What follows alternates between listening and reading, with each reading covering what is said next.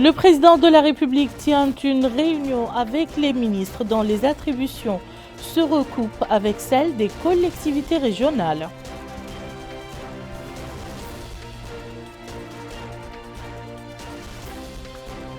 Le ministre des Affaires islamiques et de l'enseignement originel supervise la distribution d'un important lot du Saint-Coran.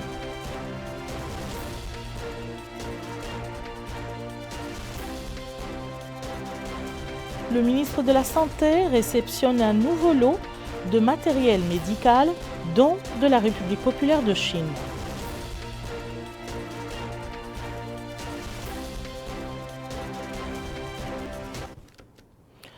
Monsieur, bonsoir et bienvenue dans le journal. Le président de la République, Monsieur Mohamed El-Cheikh El-Ghazouani, a tenu cet après-midi au palais présidentiel à Nouakchott une réunion regroupant des représentants des différents niveaux des regroupements régionaux et des départements ministériels dont les attributions se recoupent, auxquelles s'ajoutent 4 personnalités désignées par le président de la République en fonction de leurs compétences en la matière. Les représentants des départements ministériels dans les pouvoirs recoupent ceux des collectivités régionales qui ont participé à la réunion, comprenaient les ministres en charge de l'Intérieur et de la décentralisation, des Finances, de l'Éducation nationale, de la Santé, des Mines et de l'Énergie, de l'Agriculture, de l'Élevage, de l'Habitat, de l'Urbanisme et de l'Aménagement du territoire et de l'Hydraulique. La réunion comprenait également certaines personnalités qui ont été désignées par le président de la République en raison de leurs compétences dans le domaine. Il s'agit de Dahoul Abdeljalil, Mohamed El Hadi Massina, Isselmou Oul Mohamed et Cher Oul Ma'ta. Des représentants des différents niveaux des collectivités régionales ont également participé à la réunion. Il s'agit de Issa Koulibaly, président du conseil régional, Khattar El-Cheikh Ahmed, président du conseil régional, Sid Ahmed Oul Hmeimed, maire, Al-Aliya Mtmankous, maire, Mohamed Oul Biha, maire, Dambol Darman, maire, Si Adama, maire également, Mohamed Oul Ahmed Shallah, maire, Sghayr Hamidoun, maire, Ahmed Oul Sid Ahmed Yacoub, maire, Ahmed Zaidan Oul Mohamed Mahmoud, maire, Mohamed Lemine Oul Chouaib, maire, Bakra Gandega, maire également. Le ministre des Affaires islamiques et de l'enseignement originel, M. Dahoul Sidi Ould Amar Taleb, a présidé la cérémonie de distribution de 50 000 exemplaires du Saint-Coran, dont du Royaume frère d'Arabie Saoudite, aux imams et cheikhs de Mahadra des 3 wilayas de Nouakchott. Le compte-rendu d'Amina Sakan. La grande mosquée de Nouakchott, dénommée Ibn Abbas, a abrité la cérémonie de distribution de 4000 livres du Saint-Coran édités par la maison Warsh Nava. Cette présente cérémonie concerne les imams et cheikhs de Mahadra des 3 wilayas que compte notre capitale Nouakchott. Et c'est le ministre des Affaires islamiques et de l'enseignement originel en question qui a supervisé cette cérémonie, indiquant à notre micro que cette présente cérémonie de distribution des livres du Saint-Coran intervient après le constat de certaines erreurs dans les livres vendus dans nos marchés. Il poursuit en déclarant que par la suite, le ministère a désigné une commission composée d'oulémas chargée de la surveillance des livres vendus dans nos marchés et que cette opération de distribution de 4000 livres édités par la maison Warsh Nava intervient dans ce cadre et que prochainement, des livres seront distribués à l'intérieur du pays. Lui succédant l'un des bénéficiaires a remercié le gouvernement pour cet acte important, notant la place importante qu'occupe la religion dans le pays. Il a indiqué que les livres corrigés vont permettre aux apprenants dans les mahadras, mais également à tous les cheikhs d'avoir une compréhension plus lucide des textes écrits. Il remercie le ministère pour cette noble action qui, dira-t-il, n'est pas la première engagée par le ministère des Affaires islamiques et de l'enseignement originel dans le souci de rehausser l'apprentissage des sciences originelles dans le pays. Le ministre de la Santé, M. Mokhtar Ould Dahi, a réceptionné aujourd'hui un nouveau lot de matériel médical, dont de la République populaire de Chine à notre pays. Le don a été remis par l'ambassadeur de Chine accrédité en Mauritanie, son Excellence M. Li Baïjoun. L'aide médicale vise à soutenir les efforts déployés du gouvernement dans sa lutte contre la pandémie, atténuer ses impacts négatifs et contribuer au renforcement du système national de santé en général. Abdul Adamaba. Cette aide de la République populaire de Chine comprend 30 000 masques de protection, 130 appareils d'oxygène, des respirateurs dédiés à la lutte contre la COVID-19. Cet apport vise à soutenir les efforts du gouvernement dans le cadre de la lutte contre le coronavirus. Le ministre de la Santé, Mokhtar Ould-Dahi, a loué cette assistance de la République populaire de Chine qui, dit-il, intervient à la suite de la réception par le ministère de précédents dons. Il a exprimé ses remerciements à l'endroit de l'ambassadeur, du peuple et de l'État de la République populaire de Chine pour cette intervention. Quant à l'ambassadeur de la République populaire de Chine, son Excellence Li Bijing, il a déclaré que cette aide va contribuer au renforcement des relations d'amitié liant les deux peuples. Il a ensuite précisé les bonnes dispositions de la Chine afin de consentir des efforts pour renforcer le système national de santé. Le dialogue social comme moyen efficace de résoudre les problèmes sociaux et promouvoir la culture de prévention des conflits dans le domaine du travail, tel est l'esprit de cet atelier de formation de renforcement des capacités des membres du Conseil national du dialogue social. Plus d'éclaircissements avec Aminata Khan. Cette présente session de formation est organisée au profit des membres du Conseil national du dialogue social, l'objectif étant d'outiller ces derniers des mécanismes nécessaires pour qu'ils puissent mener à bien la mission qui leur est assignée. Présent à la rencontre, le ministre de la fonction publique, du travail et de la modernisation de l'administration a indiqué que cette rencontre va permettre aux bénéficiaires de la formation d'être outillés du nécessaire pour pouvoir dialoguer, prévenir les conflits, mais également préserver la cohésion sociale en accompagnant les mutations dans le monde du travail. Il poursuit en indiquant que les travaux porteront sur des exposés se rapportant à la thématique présentée par des experts nationaux et internationaux. Lui succédant, le président du Conseil national du dialogue social s'est exprimé. Il a déclaré en substance. De l'atelier de renforcement des capacités des membres du Conseil national du dialogue social qui vient tout juste de mettre ces structures en place vient à point nommé après celui de l'atelier de sensibilisation et d'information et de mise à niveau sur la création du CNDS organisé en décembre dernier. Ainsi, par votre présence, Monsieur le ministre, vous témoignez de l'intérêt qu'accorde son Excellence le Président de la République à la valeur du dialogue social comme moyen efficace de résoudre les problèmes sociaux et promouvoir la culture de prévention des conflits dans le monde du travail aussi. Extrait. Il est à noter que cette rencontre est organisée en collaboration avec le Bureau international du travail, mais également avec le Conseil national du dialogue social du Sénégal. La ministre secrétaire générale, Mme Zainabou Mtahmedna, s'est réunie aujourd'hui à Nouakchott avec les secrétaires généraux des ministères. À cette occasion, la ministre a souligné la nécessité de rapprocher l'administration du citoyen conformément aux directives du président de la République, M. Mohamed El-Cheikh Al-Ghazouani, et d'améliorer la performance des secteurs des services.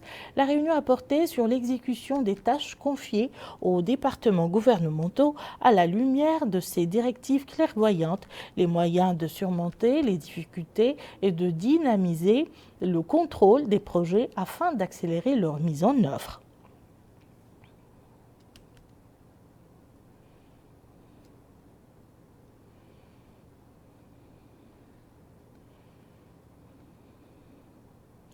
Hier, le ministre de l'Éducation nationale et de la réforme du système éducatif, porte-parole du gouvernement, M. Melhaïni Nouleyi, et son homologue des affaires économiques et de la promotion des secteurs productifs, M. Ousmane Mahmoudou Khan, ont animé le traditionnel point de presse organisé à l'issue du Conseil des ministres. Abdullah Adamabanz en dit plus. Comme à l'accoutumée, au sortir de la réunion hebdomadaire du Conseil des ministres, une conférence de presse a été animée pour commenter les résultats des travaux du Conseil des ministres et répondre à certaines interpellations des journalistes. Les grandes lignes de la loi autorisant le Fonds de solidarité africaine ont été mises en avant. Ce fonds est une institution financière, donc ce n'est pas une institution qui n'offre que de l'expertise, que des conseils, c'est une institution financière.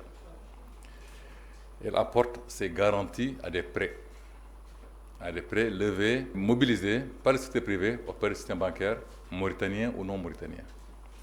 Donc c'est une institution financière. Elle a l'expertise, c'est vrai, mais elle a aussi des moyens financiers qui lui permettent de soutenir son action. Qu'est-ce que la Mauritanie gagne à cela?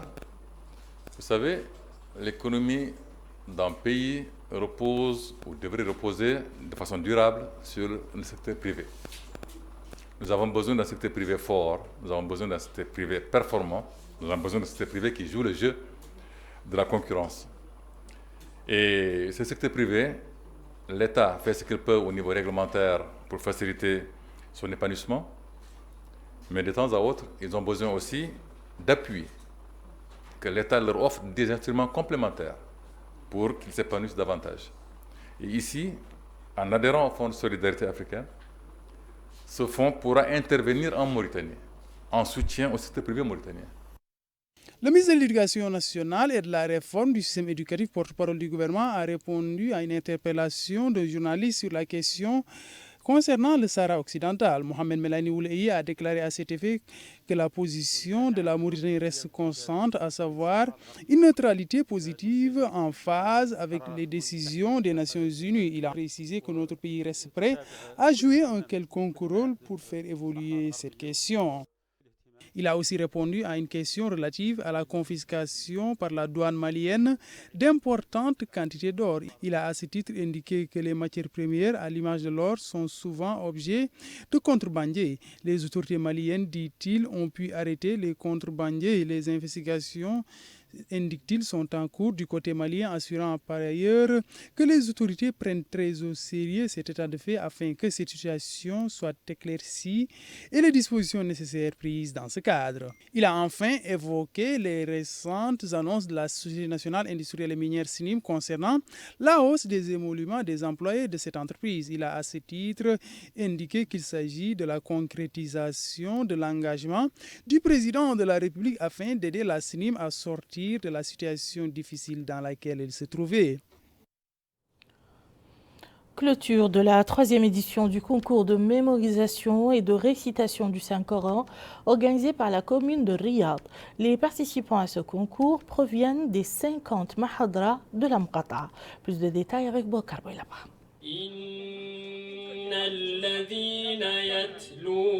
Mémoriser le Coran est un acte d'adoration par lequel on cherche la satisfaction d'Allah et sa récompense dans l'au-delà. La visée principale du concours de mémorisation du Saint-Coran, avec l'application des règles de la psalmodie, est d'œuvrer à l'encadrement des jeunes en leur offrant un cadre pacifique de développement spirituel, de promouvoir la paix, la tolérance et la fraternité, des valeurs portées par l'islam. Et à cette occasion, le maire de Riyad, Abdallahi Mohamed Idriss, a souligné que ce concours est la 3e du genre organisé par la commune. Il a pour objectif d'encourager les jeunes à s'intéresser du Saint-Coran et à le mémoriser et connaître la biographie du prophète Mohammed, paix et salut sur lui, relevant dans ce sens la place importante qu'occupe le Saint-Coran auprès des musulmans. À son tour, le maire adjoint de la commune, Cheikh Sadbou Cheikh Dieu, a souligné que l'organisation de ce concours annuel vise à glorifier le Saint-Coran et la biographie du prophète Mohammed, paix et salut sur lui. D'autres intervenants se sont relayés pour souligner l'importance du concours et les procédés adoptés pour réussir la mémorisation du Saint-Coran. A noter que plus de 100 candidats avaient participé au concours qui constitue un grand effort pour promouvoir et diriger la culture des jeunes générations. Une cérémonie de distribution de Zakat el-Fitr a été octroyée à 700 familles démunies dirigées par des femmes. Les bénéficiaires en sont les ménages dirigés par des veuves et ceux victimes de conflits familiaux dans les différentes muqata'a de Nouakchott. L'opération est menée par le ministère de l'Action sociale, de l'Enfance et de la Famille en collaboration avec la société Aide Direct Koweïtienne. Abdul Adamaba. Plus de 500 familles démunies bénéficient de ces denrées alimentaires qui sont distribuées par l'ONG koweïtienne Direct Aid. Cet appui rentre dans le cadre du Zakat el-Fitr. Cette œuvre caritative, organisée en collaboration avec le ministère de l'Action sociale, de l'Enfance et de la Famille, rentre dans le cadre de sa 3e édition. Au cours de ces 2 dernières semaines, le ministère de l'Action sociale, de l'Enfance et de la Famille, sous Mme Sabiyan Taha, a lancé un programme d'assistance sociale spécial Ramadan au profit de 1000 familles nécessiteuses dans 4 wilayas du pays. En outre, notre département fournit une assistance sociale pour les malades nécessiteux et les personnes handicapées et soutient les femmes chefs de famille et les enfants sans soutien familial et d'autres services sociaux. Le directeur de Direct Aid a mis en avant la satisfaction des responsables de cette organisation qui viennent en aide, dit-il, à la cellule familiale. La famille, souligne-t-il, constitue le socle de la société, d'où l'impérieuse nécessité de prendre soin de celle-ci qui joue un rôle éminemment important dans la société. Notre pays a célébré aujourd'hui la journée internationale des jeunes filles dans les technologies de l'information et de la communication sous le thème « Protection et inclusion de nos filles dans le numérique ». C'était l'occasion pour le département de la transition numérique, de l'innovation et de la modernisation de l'administration d'organiser une formation sur les bonnes pratiques quant à l'usage des réseaux sociaux et plateformes numériques. Plus de détails avec Bokar Bailaba. L'accès et la sécurité ont été choisis comme priorité thématique pour 2022, car ils constituent la première étape pour permettre aux jeunes filles d'accéder à l'environnement numérique en toute sécurité. Ainsi, le thème choisi vise à encourager la tenue de discussions et de manifestations destinées à faire tomber les obstacles en matière d'accès et de sécurité auxquels les jeunes filles se heurtent lorsqu'elles souhaitent opter pour des études et des carrières scientifiques et techniques.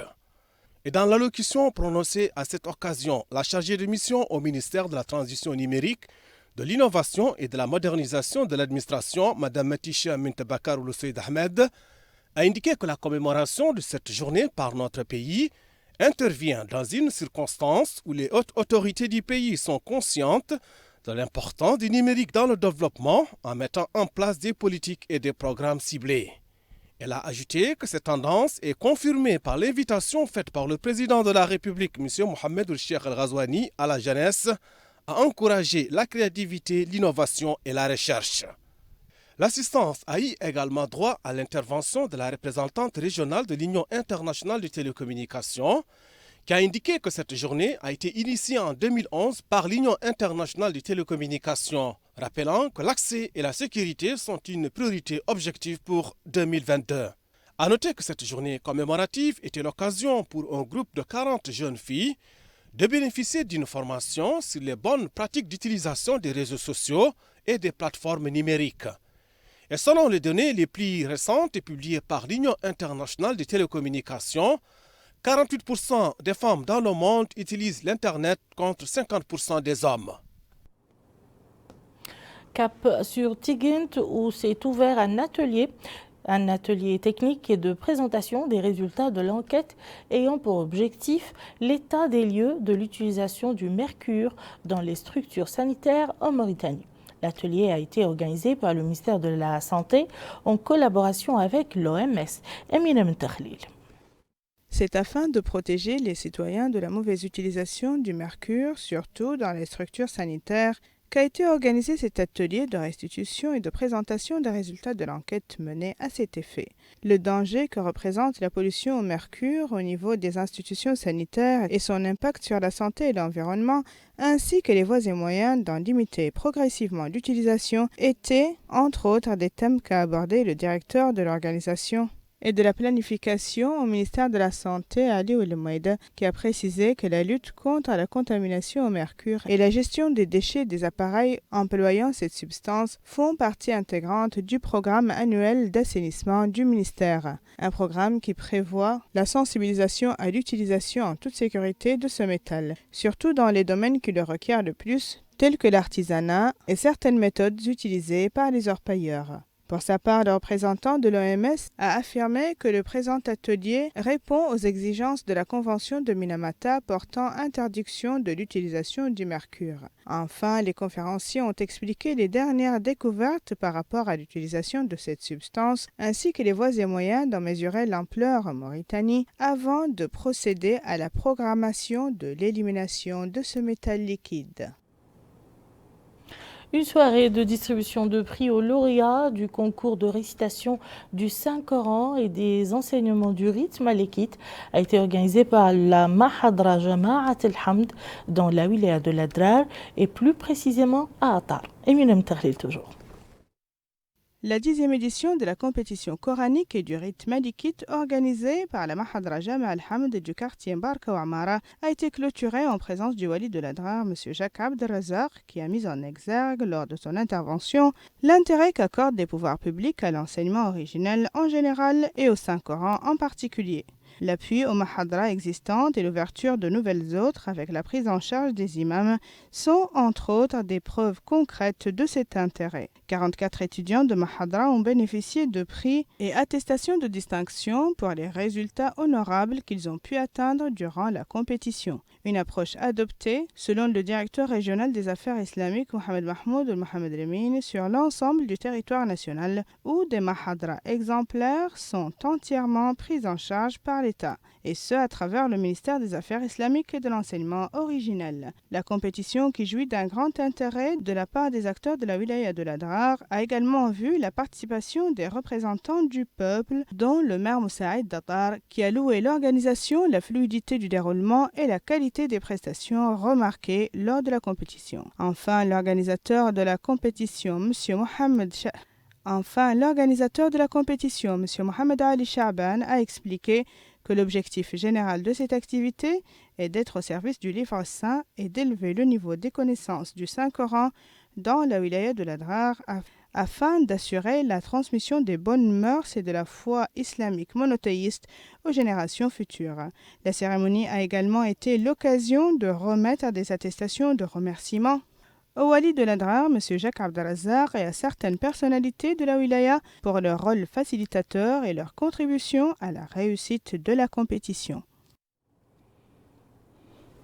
Fin du journal, tout de suite le rappel des titres. Le président de la République tient une réunion avec les ministres dont les attributions se recoupent avec celles des collectivités régionales.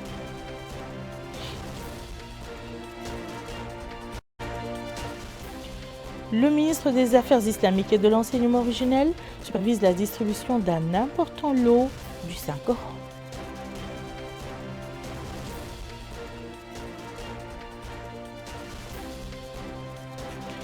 Le ministre de la Santé réceptionne un nouveau lot de matériel médical, dont de la République populaire de Chine.